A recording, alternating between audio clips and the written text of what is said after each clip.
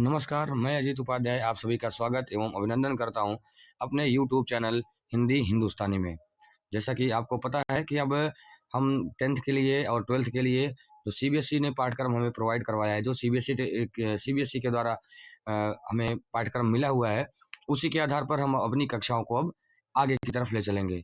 और आपको ये भी मैं बताता चलूँ कि ये जो कक्षाएँ अभी चल रही हैं, ये केवल रिवीजन बैच के लिए हैं, ठीक? क्लास 10th के लिए और क्लास 12th के लिए। तो आज हम इस कड़ी में सबसे पहले हम पढ़ेंगे क्षितिज कक्षा 10 के लिए क्षितिज भाग 2 के आधार पर खंड काव्य की शुरुआत हम कर रहे हैं, ठीक? हम सबसे पहले देखेंगे कि खंड काव्य क्या होता है और हमें अपठित सॉरी जो क्वेश्चन पुट अप किए जाते हैं हमसे, वो पोएट्री यानी कविताओं के आधार पर किस प्रकार से होते हैं, वहाँ पर हमें हमसे क्या-क्या पूछा जाता है और क्या-क्या हमें पढ़ना पड़ता है, ठीक? तो चलिए देर ना करते हुए हम अब आप चलते हैं खंड काव्य की तरफ। चलिए, तो जैसा सबसे पहले इंट्रो में ही दिया हुआ है, आप देख सकते हैं, हृदय सिंधु मति सीप समाना, स्वाति शारदा कहीं सुजाना, जो बरसई बर बारी विचारू, हो ही कवित मुक्तामणि चारू। यानी यहाँ कविता को लेकर के, काव्य को लेकर के गोस्वामी तुलसीदास जी के द्वारा एक दो चौपाई आपके पास सबसे पहले दी गई है इंट्रो में ही। यानी जो सुजान व्यक्ति होता है, जो बुद्धिमान व्यक्ति होता है, उनका हृदय सिंधु के समान होता है और उनकी बुद्धि एक सीप के समान होती है। सीप मतलब उसमें पाया जाने वाला एक जीव और उसी के समान होती है। जो बरसई बर बार विचारू, और और उसके बाद जो बरसात होती है, उसके विचार स्वरूपी बरसात होती है, वर्षा होती है, तो उसमें मुक्ता मणिचारू, और वह मुक्ता मतलब मोतियों के समान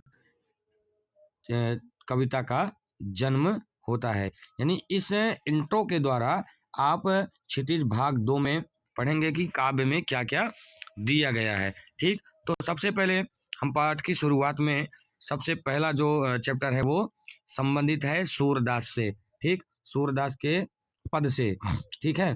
तो सबसे पहले देखिए, अब इनका थोड़ा-सा हम ब्रीफ में एकदम बहुत शॉर्टली हम जन्म देख लेते हैं, या इन्होंने क्या किया है उसको देख लेते हैं। तो सूरदास का जन्म सबसे पहले 1478 में हुआ था, और ये मान्यता है कि उनका जो है जन्म मथुरा के निकट रुणकता में हुआ था, ठीक? इनकी 2-3 रचनाएँ हैं जो बहुत ही महत्वपूर्ण हैं। देखिए, जब भी आप कभी अपने उत्तर को लिखें, तो सबसे पहले आपको क्या करना है कि किसी भी कविता के उत्तर में आप सबसे पहले उस कविता के कवि का इंट्रो दीजिए ज़रूर। जब भी आपको मौका मिले, कविता के शुरुआत में, अपने लेखन के शुरुआत में ही उस कवि के बारे में या एक लाइन में कि इस कविता के लेखक ये हैं और इस कविता का जो मतलब मेन सोर्स कहाँ से से लिया गया हुआ है, ठीक? जैसे सूरदास के लिए लिखा गया है कि ये वल्लभाचार्य, महाप्रभु वल्लभाचार्य के शिष्य सूरदास अष्टछाप के कवि में सर्वाधिक प्रसिद्ध हैं। यानी ये कौन से कवि हैं भैया? अष्टछाप के कवि हैं और ये वल्लभाचार्य जी के अ, शिष्य हैं। और इनका देखिए परसौली में 1588 में परसौली में इनका निधन हो गया था। और जो इन मेन फैक्टर है इनका, यानी जो सबसे मेन चीज़ है जानने के लिए, वो इनकी रचनाएँ हैं, जो सूरसागर, साहित्य लहरी और सूर सारावली सूरसागर है, ठीक? यानी अब आपके जो भी चैप्टर इसमें दिया गया है पाठ्यक्रम में, वह इन्हीं सारे प्रसिद्ध कविताओं या प्रसिद्ध ग्रंथों के आधार पर ही दिया गया है, उसी खंड से लिया गया है, ठीक? यानी इनका जो सूरसागर है, वह सबसे ज़्यादा लोकप्रिय हुआ और आपके सिलेबस में जो दिया हुआ है, पाठ्यक्रम में जो दिया हुआ है कविता, वह इनके सूरसागर से ही संबंधित है। तो ठीक है, अब हम देर ना करते हुए अब सीधा चलते हैं इनकी कविता के पास। एक रेफ़रेंस दिया हुआ है, इसको हम जो थोड़ा-सा पढ़ेंगे और जानेंगे कि जो कविता हम पढ़ने जा रहे हैं, जो काव्य हम पढ़ने जा रहे हैं सूरदास से संबंधित, उसमें रेफ़रेंस क्या दिया गया है, संदर्भ क्या दिया है। इसको अगर आप पढ़ते हैं, संदर्भ किसी भी काव्य के संदर्भ को पढ़ते हैं, तो आपके पास उत्तर लिखने का एक मान के चलिए कि बहुत बड़ा सोर्स हाथ लग जाता है। सबसे पहले क्या लिखा हुआ है संदर्भ में, कि यहाँ सूर सागर के भ्रमर गीत से 4 पद लिए गए हैं। ध्यान से सुनिए, जब भी आप अपना आंसर लिखेंगे सूरदास की कविताओं से संबंधित, तो ये लाइन जरूर ऐड कर दीजिएगा कि जो पाठ्यक्रम से क्वेश्चन पूछा गया है सूरदास वाले के पाठ से, वह सूर सागर ग्रंथ से लिया गया है और संबंधित किससे है?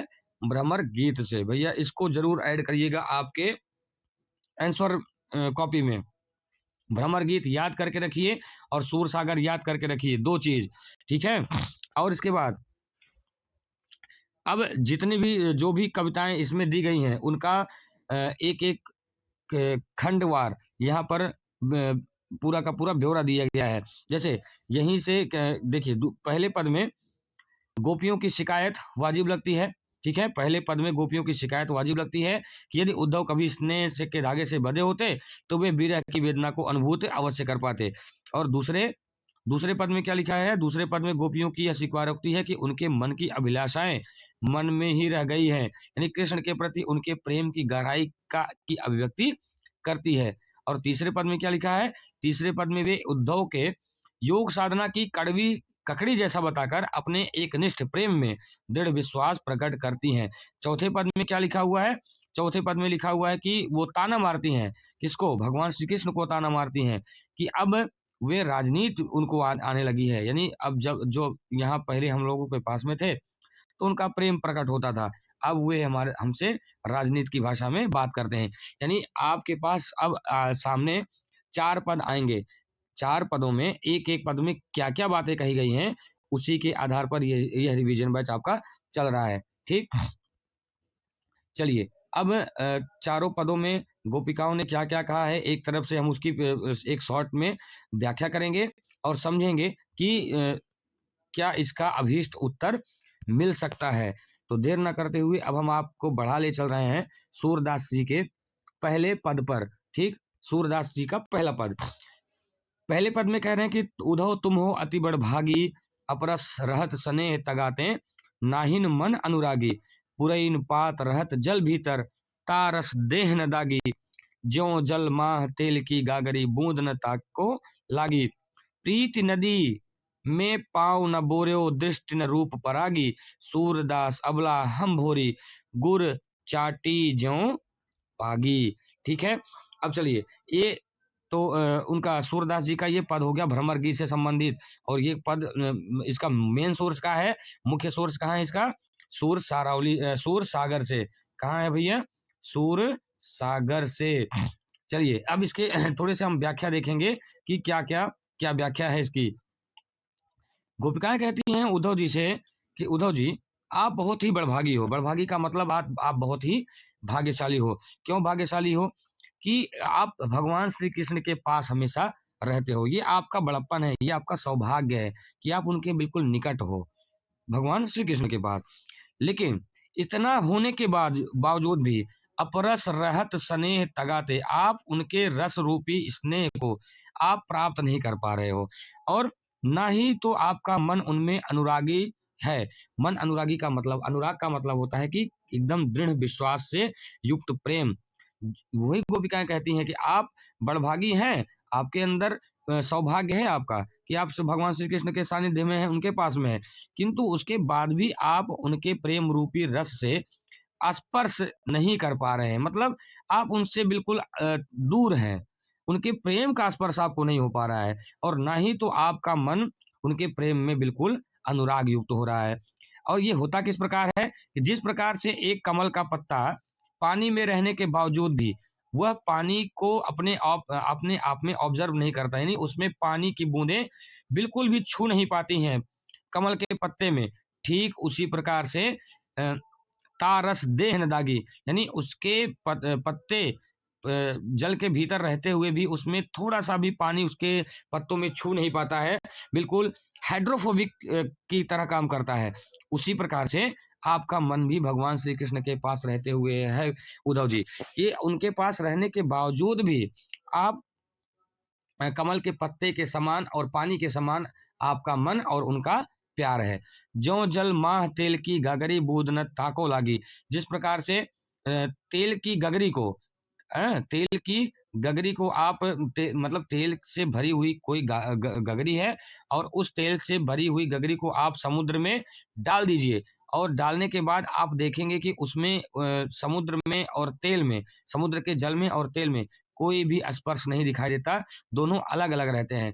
उसी प्रकार भगवान श्री कृष्ण का जो प्रेम है उद्धव जी, वह अपार सागर के समान है, और आपके मन में जो भाव है, वह आपके मन का वह भाव एक गगरी में रखे हुए उस तेल के समान है, जो अथाह समुद्र के पास होने के बावजूद भी, अथाह समुद्र में डूबने के बावजूद भी उसमें थोड़ा-सा भी मिलन नहीं हो पा रहा है, थोड़ा-सा भी स्पर्श नहीं हो पा रहा है कि आप उस प्रेम को थोड़ा-सा भी छू पाएँ, थोड़ा-सा भी स्वीकार कर पाएँ।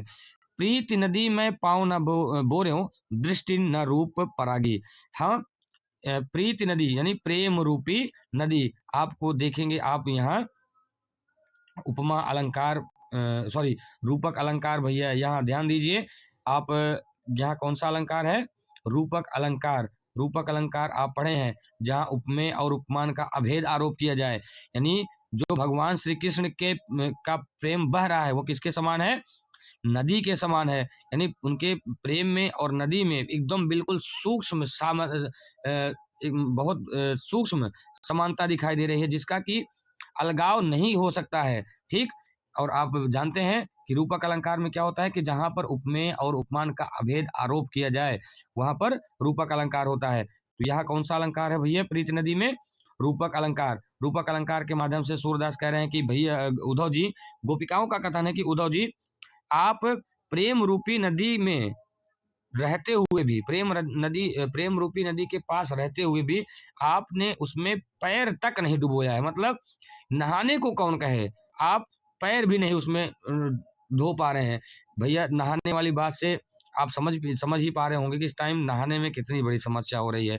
आप 8 डिग्री टेम्परेचर में कैसे नहा रहे हैं, कौन कैसे नहा रहा है, बहुत अच्छे से पता है। वही यहाँ भी कह रही हैं कि आप इतने अथाह समुद्र में, अथाह प्रेम रूपी नदी के पास रहते हुए भी आप उस नदी में पैर तक नहीं डुबो रहे हैं, पैर तक नहीं धुल रहे हैं, तो आप नहाएँगे क्या? उस नदी में आप सराबोर क्या हो पाएँगे?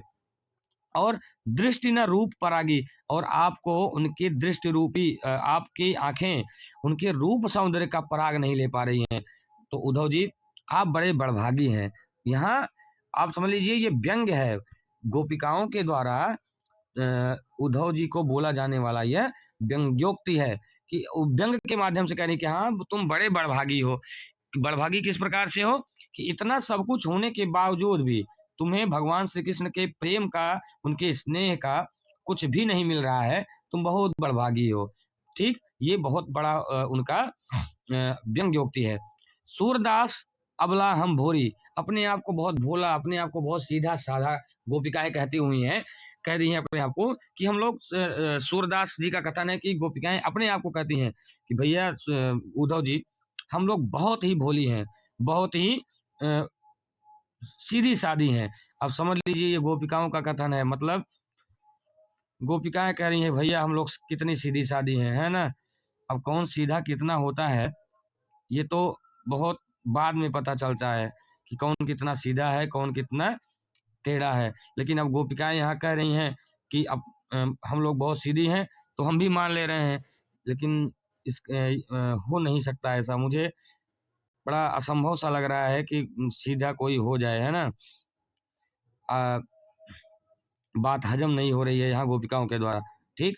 लेकिन अब कह रही हैं तो मान लिया जा रहा है, और कह रही हैं कि हमारा और भगवान श्री कृष्ण का प्रेम उसी प्रकार से है, जिस प्रकार से एक चींटी गुड़ में चिपटी रहती है। यानी उनका और मेरा प्रेम, भगवान श्री कृष्ण का और मेरा प्रेम ठीक उसी प्रकार से है, जिस प्रकार से एक गुड़ में चिपकी हुई चींटी रहती है और उसका रसास्वादन करती रहती है, ठीक? देखिए, अब यहाँ पर आपसे क्या-क्या अगर आप इसकी व्याख्या करने के लिए आता है, तो व्याख्या कर सकते हैं।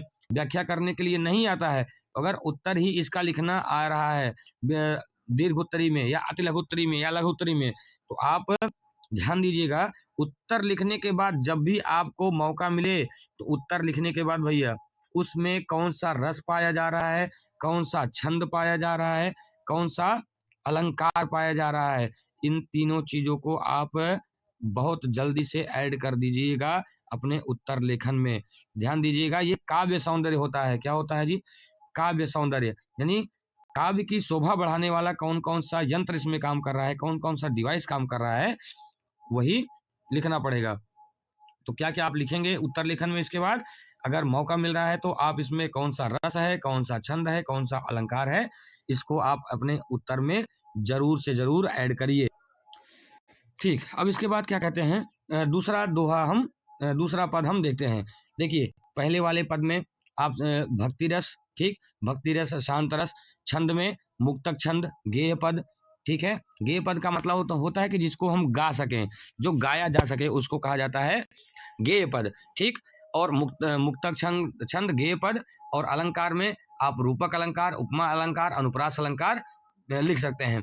और शब्द शक्ति में अविधा और लक्षणा शब्द शक्तियां इसमें काम कर रही हैं, ठीक। ये हो गया पहला पद। दूसरे पद में गोपिकाएं अपने मन की इच्छा को, जो उनकी मन की इच्छा है भगवान श्री कृष्ण के प्रेम न मिल पाने का, उनसे अलग होने का, उसी की बात यहाँ कह रही हैं सबसे पहले लाइन में कि उद्धव मन की मन ही माज रही, यानी हमारे मन की जो व्यथा है, हमारे मन का जो दर्द है, वो हमारे मन में ही रह गया।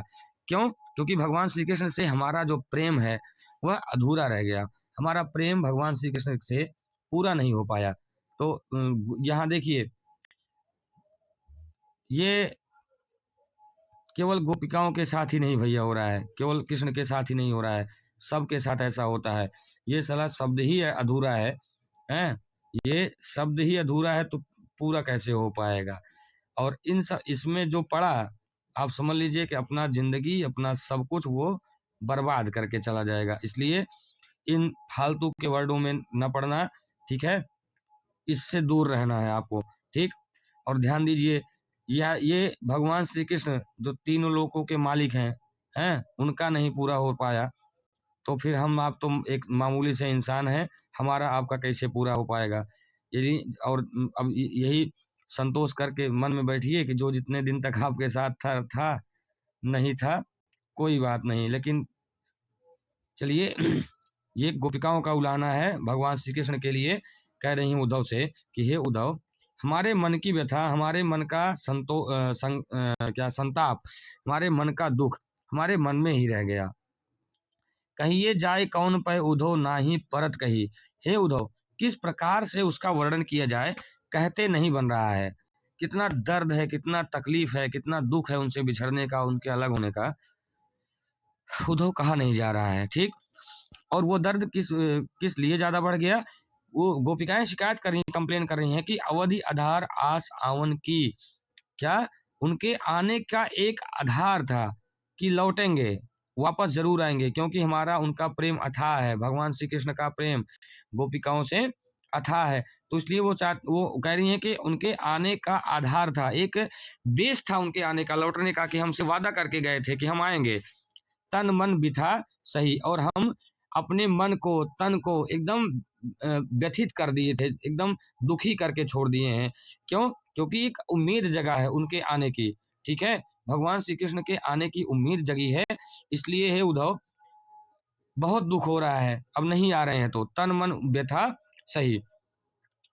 और इसके बाद चलिए, आए कि ना आए वो तो अलग बात है, नहीं आए कोई बात नहीं, हम लोग दुख में अपना जीवन काट रहे थे, हम जैसे तैसे काट लेते, ठीक। तू नहीं कोई और सही, कोई और नहीं कोई और सही, बहुत लंबी है जमी लाखों है ऐसी, इस जमाने में सनम तू अकेला ही तो नहीं।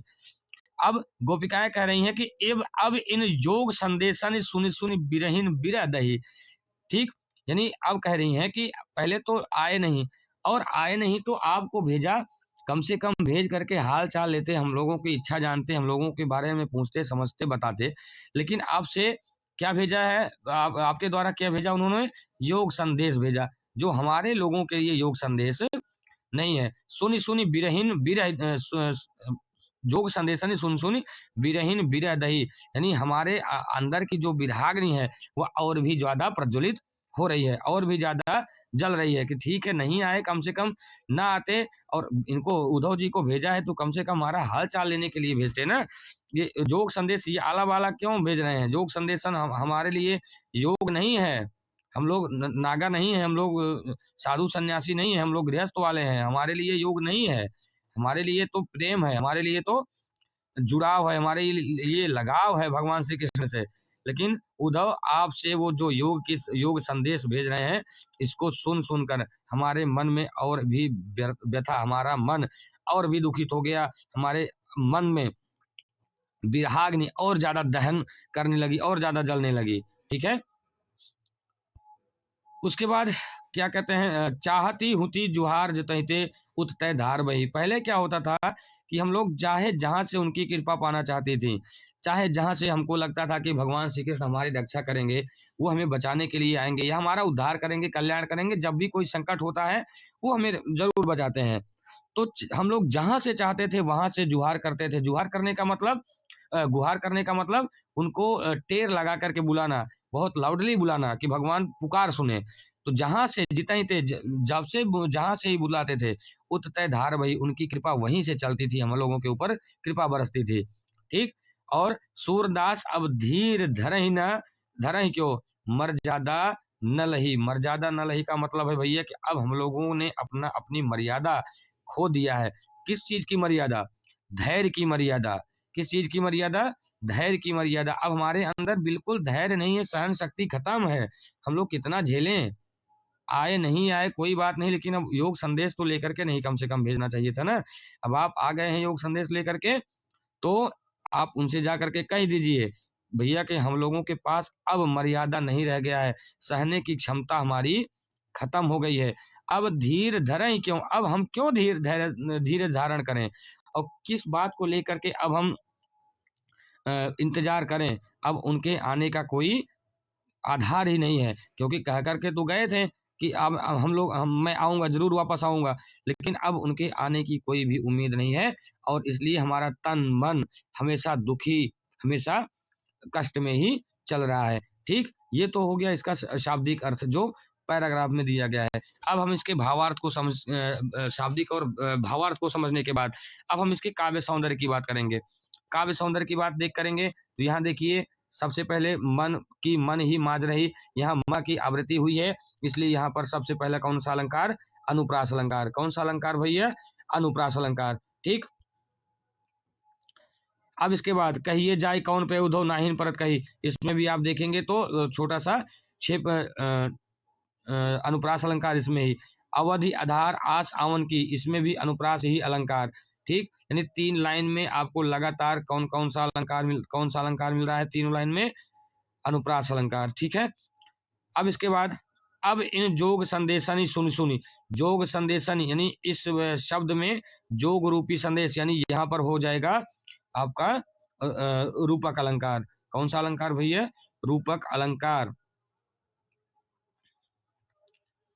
रूपक अलंकार।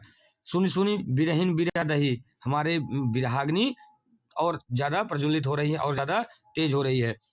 चाहती हुती गुहार जिताई ते उत्तय धार बही, सूरदास अब धीर धरे क्यों, मर्यादा न रही। अब इसमें आप जितना भी पूरा का पूरा पैराग्राफ आप देख रहे हैं, इसमें आपको 2 अलंकार दिखाई दे रहा है। बस एक हो गया है रूपक अलंकार, और सारा, और इसके बाद बचा खुचा जो है वो अनुप्रास अलंकार। ठीक, शब्द शक्ति में आपको अविद्या शक्ति, और रस में भक्ति रस, सौंदर्य रस। ठीक, गोपिकाओं का प्रेम भगवान श्री कृष्ण के लिए दिखाया जा रहा है, और उनके भगवान श्री कृष्ण के लिए गोपिकाओं की का उलाहना भी है, जो उद्धव के द्वारा वो दे रही हैं। ठीक,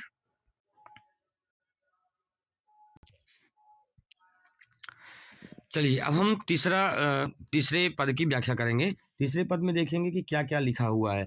सबसे पहले देखिए, हमारे हरि हारिल की लकड़ी, हमारे हरि हारिल की लकड़ी, यानी भगवान श्री कृष्ण हमारे लिए किसके समान है? एक हारिल पक्षी के पैर में बधा हुआ, यानी हारिल पक्षी जब उड़ता है, आपने कहानी सुनी होगी, तो अपने पैर में एक लकड़ी को जकड़ करके रखता है। ठीक, तो गोपिकाएं कह रही हैं कि हमारा स्वभाव, हमारा हृदय ठीक उसी हारिल के समान हो गया है, हारिल पक्षी के समान हो गया है, जिसके जिसके अंदर हमेशा एक लकड़ी विराजमान है। लकड़ी कौन सी? भगवान श्री कृष्ण के प्रेम रूपी लकड़ी, भगवान श्री कृष्ण के स्वरूप रूपी लकड़ी हमारे अंदर विराजमान है। और वो किसके समान है? हारिल की लकड़ी के समान है। भगवान श्री कृष्ण किसके समान है? हारिल की लकड़ी के समान है। अब गोपिकाएं यहाँ उद्धव जी से कह रही हैं कि उद्धव जी, हमने भगवान श्री कृष्ण को मन से, कर्म से, वचन से नंद नंदन उर, यानी अपने उर में, अपने हृदय में भगवान श्री कृष्ण के स्वरूप को बैठा लिया हुआ है। यह दृढ़ करी पकड़ी, दृढ़ मतलब बिल्कुल मजबूती के साथ अब हमने उनके स्वरूप को स्वीकार कर लिया है। अब हमारे अंदर, हमारे हृदय में और कोई भी आ ही नहीं रहा है। ठीक। और क्या हो रहा है कि जागत सोवत स्वप्न दिवस निशि, कान कान जकरी, जागते, सोते, स्वप्न में, दिन में, रात में कान्हा कान्हा जकरी, कान्हा कान्हा का जाप हम लोग लगातार कर रहे हैं। और अब उनके अलावा हम लोगों के हृदय में कोई विराजमान नहीं हो पाएगा। यानी जो बीत गया है वो अब दौर ना आएगा, इस दिल में सिवा तेरे कोई और ना आएगा। भगवान श्री कृष्ण के लिए गोपिकाओं का यही संदेश इसी प्रकार का है कि अब हमने अपने हृदय में भगवान श्री कृष्ण के स्वरूप को विराजमान कर लिया है। अब उनके अलावा हमारे दिल में, हमारे हमारे हृदय में कोई वास नहीं कर पाएगा। जागते, सोते, उठते, बैठते हम उनका नाम लेकर के रट रहे हैं, उनका नाम हमारे अंदर लगातार चल रहा है। उसके बाद देखिए उद्धव जी, ये जो आप इतना होने के बावजूद भी आप जो भगवान श्री कृष्ण का संदेश लेकर के आए हैं, सुनत योग लागत है अवश्यों। आप कौन सा संदेश लेकर के आए हैं? योग का संदेश। कौन भेजा है? भगवान श्री कृष्ण ने भेजा है। तो आपने आपके द्वारा जो योग का संदेश हम लोगों को तक आया है, ये हमारे लिए उद्धव जी एक कड़वी ककड़ी के समान है। मतलब जिसमें कोई स्वाद नहीं है, बिल्कुल कड़वा है। ऐसी कड़वी ककड़ी के समान है आपका ये योग साधना। ठीक, इसको हम लोग एक्सेप्ट नहीं कर सकते, इसको हम लोग स्वीकार नहीं कर सकते। क्यों? हमारे लिए उद्धव जी ये व्याधि है। हमारे लिए क्या है? व्याधि। व्याधि मतलब होता है दुख है, दुखों का कारण है, दुखों का भंडार है। सूतो, सूतो का मतलब आप उद्धव जी इस व्याधि को जो लेकर के आए हैं, जिसको हमने का ना कभी देखा है, ना कभी सुना है और ना कभी किया है। तो आज जो आप संदेश लेकर के आए हैं भगवान श्री कृष्ण के द्वारा दिया गया, वो हमारे लिए क्या है? हमारे लिए उद्धव जी व्याधि है। हम कभी उसको स्वीकार नहीं कर सकते। देखिए यहाँ गोपिकाओं ने क्या किया है, एक बहुत बड़ा संदेश दिया है अपने ज्ञान का। क्यों? क्योंकि उनका ये कहना है कि जो योग संदेश होता है, वह ऐसे व्यक्तियों के लिए होता है, योग इस प्रकार के व्यक्तियों के लिए होता है मेडिटेशन करना, जिनका मन एकाग्रचित ना हो, जिनका मन एकाग्रचित ना हो, उनको योग की आवश्यकता होती है। हम लोगों को क्यों आवश्यकता पड़ेगी योग की? क्यों? क्योंकि हमारा मन तो एकाग्रचित है, हमारे हृदय में तो भगवान श्री कृष्ण का निवास पहले से ही हो गया है, तो हम दूसरे किसी को अपने मन में कैसे बैठा लें? अब हमारे हमारे अंदर कोई और, हमारे हृदय के अंदर किसी और का स्वरूप नहीं आ रहा है। भैया ऐसा सबके साथ होता है कि एक बार अगर किसी का स्वरूप हृदय में बैठ जाता है, तो दूसरे का स्वरूप एक्सेप्ट नहीं होता है। और अगर जो कोई हर किसी का स्वरूप एक्सेप्ट कर ले रहा है, हर किसी को स्वीकार कर ले रहा है, तू नहीं कोई और सही, कोई और नहीं कोई और सही, तो फिर उसके लिए कोई दवाई नहीं है। तो उसके लिए योग संदेश ही है, उसके लिए योग आवश्यक हो जाता है कि वो योग करे। ठीक, क्योंकि उसका मन चंचल है, कभी यहाँ कभी वहाँ, कभी इधर कभी उधर। एक अमीर देखा तो उसके साथ हो लिए, दूसरा अमीर देखा तो उसके साथ हो लिए, तीसरा अमीर देखा तो इसके साथ हो लिए। ऐसा होता है, तो उनको बोलिए भैया आप योग करिए। ठीक, गोपिकाएं कह रही हैं कि आप ये जो योग की भावना, ये योग की बात जो हम लोगों के लिए लेके आए, हमारे लिए दुख का कारण है। और हे उद्धव, आप ये योग की बात उन्हीं को सौंपिए जिनका मन चक्री है, जिनका मन क्या है? चक्री। चक्री का मतलब जिनके मन में चंचलता है उद्धव जी, जो जिनका मन कूदता रहता है कि एक कभी 1 साल के लिए वो, कभी 1 साल के लिए वो, कभी 2 साल के लिए वो, कभी 3 साल के लिए वो, रिचार्ज कराने वाला अलग, चाउमीन खिलाने वाला अलग, बर्गर पिज़्ज़ा खिलाने वाला अलग, फ़िल्म दिखाने वाला अलग, और हर चीज़ के लिए अलग-अलग व्यवस्था वाला रहता है। तो उद्धव जी आप ये सब उनको दीजिए, ठीक? हमको मत दीजिए। हमारे लिए भगवान श्री कृष्ण ही हैं। लेकिन अब अभी वर्तमान समय में ऐसा नहीं देखा जा रहा है भैया। वर्तमान समय में बहुत ही ज़्यादा तामझाम है, आप लोग जानते हैं, बहुत ज़्यादा कुछ नहीं कहना है, ठीक।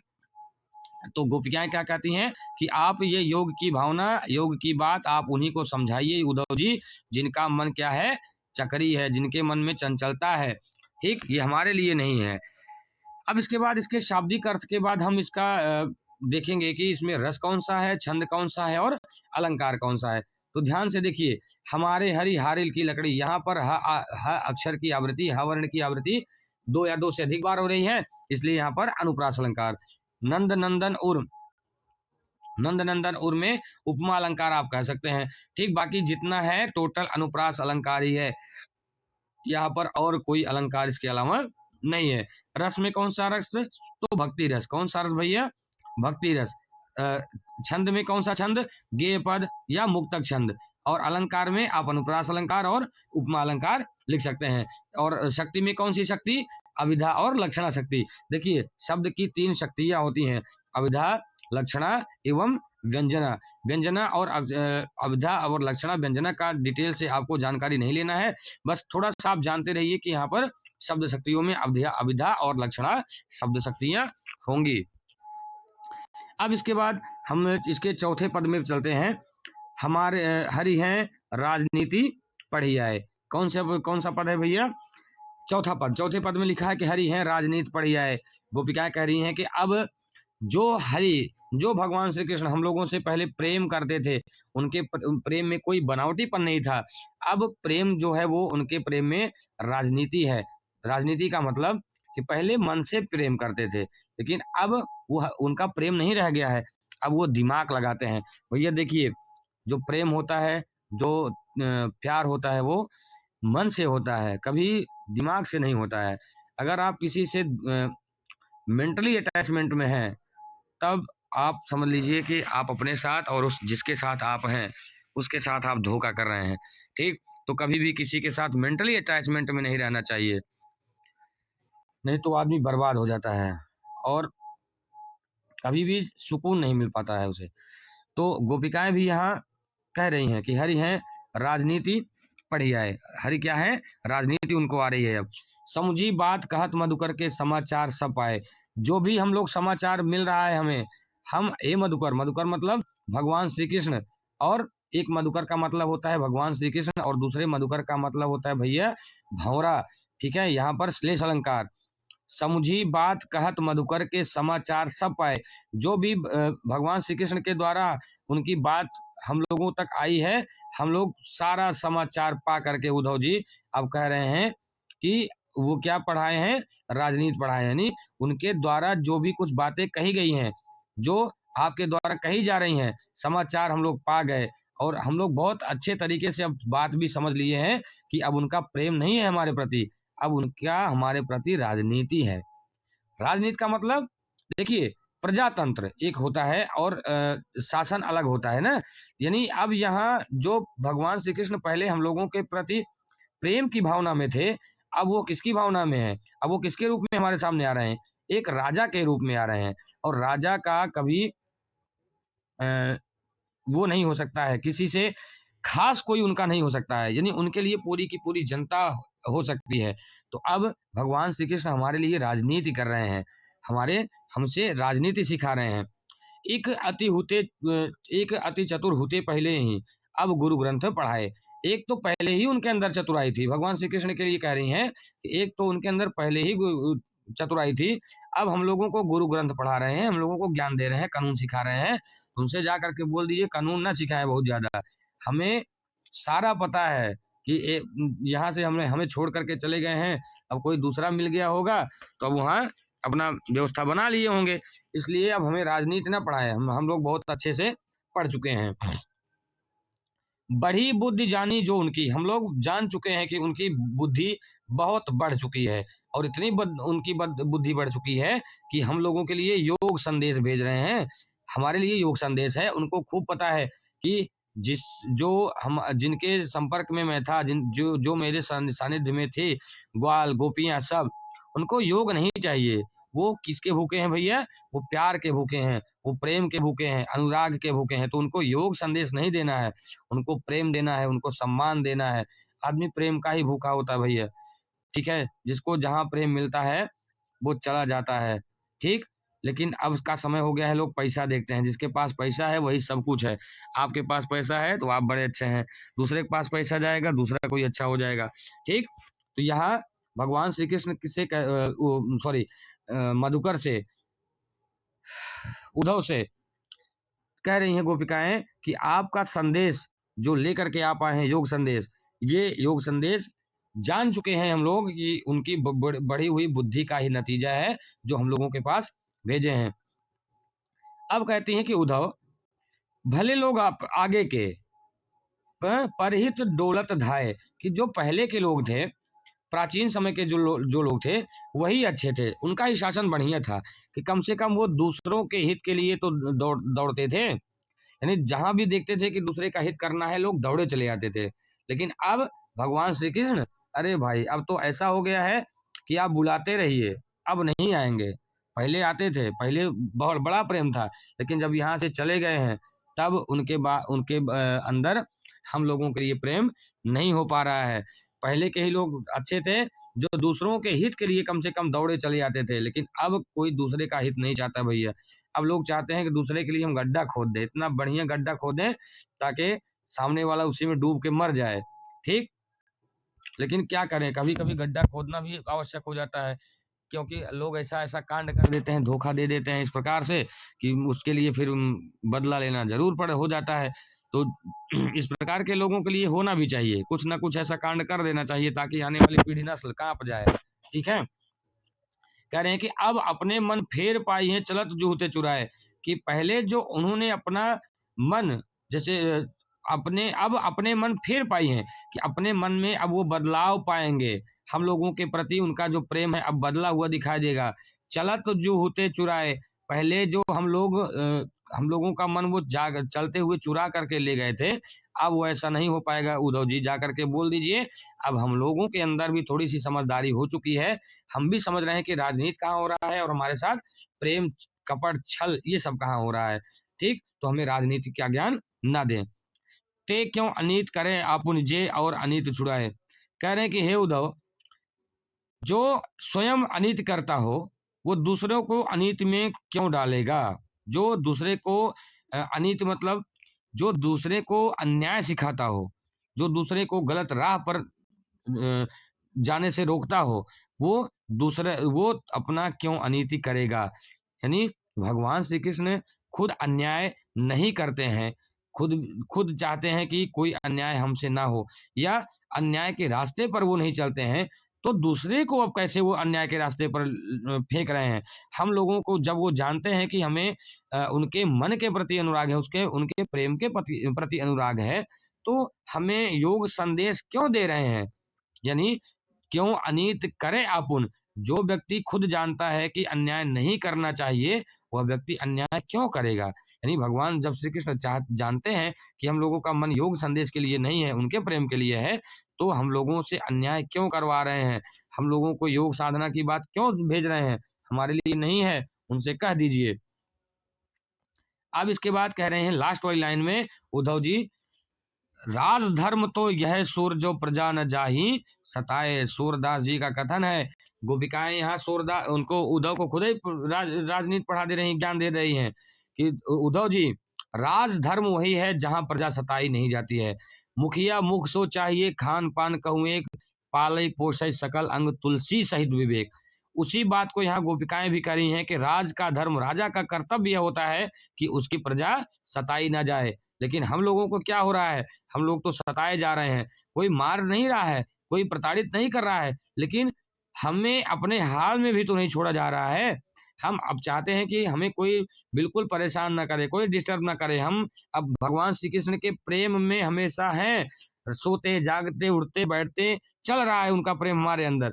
तो क्यों हमें परेशान किया जा रहा है? हमें योग संदेश क्यों सिखाया जा रहा है? हमारे लिए योग संदेश नहीं है, हमारे लिए भगवान श्री कृष्ण का स्वरूप, उनका प्रेम ही सब कुछ है। उनका जो त्रिभंगी स्वरूप है, बांसुरी बजाते हुए, गले में वैजयंती की माला पहने हुए, नील वर्ण का जो उनका स्वरूप है, मोर मुकुट और मकर की आकृति का कुंडल, वही हमारे लिए बहुत है। उनका प्रेम हमारे लिए बहुत है, उनका अनुराग हमारे लिए बहुत है। लेकिन हमारे लिए योग संदेश नहीं है गुरुजी। हमारे लिए योग संदेश उद्धव जी नहीं है। इसलिए उनसे कह दीजिए, राजा का धर्म वही होता है जहाँ की प्रजा सताई ना जाए, और हम लोगों को सताना छोड़ दें, हमें हमारे हाल में छोड़ दें। हम अब किसी हाल में नहीं रह सकते उनके बिना, ठीक? और हमें योग संदेश तो बिल्कुल भी ना दें, ठीक? चलिए, अब तक ये रहा आपका सूरदास पाठ से संबंधित, उनके पदों से संबंधित एक छोटी-सी, हल्की-सी, प्यारी-सी व्याख्या। अब हम कल एनसीईआरटी के द्वारा जो किताब में क्वेश्चन है वो, और प्रीवियस ईयर के जितने भी क्वेश्चन आए हैं सूरदास के पाठ से रिलेटेड, चाहे 1 क्वेश्चन, 2 क्वेश्चन, 10 क्वेश्चन, जितने भी क्वेश्चन आए हैं, सबको एक साथ हम मर्ज करके उसके आंसर को जानेंगे कि इसका अभीष्ट उत्तर क्या हो सकता है। अब वह चाहे एनसीईआरटी वाली किताब से हो या प्रीवियस ईयर क्वेश्चन पेपर से हो, ठीक? सबको मिला करके हम देखेंगे। कुछ क्वेश्चन मेरे द्वारा भी लिखे गए रहेंगे, कुछ क्वेश्चन और उसके आंसर मेरे द्वारा भी आपको प्रोवाइड करवाया जाएगा, और आप मिक्स मैच करिएगा।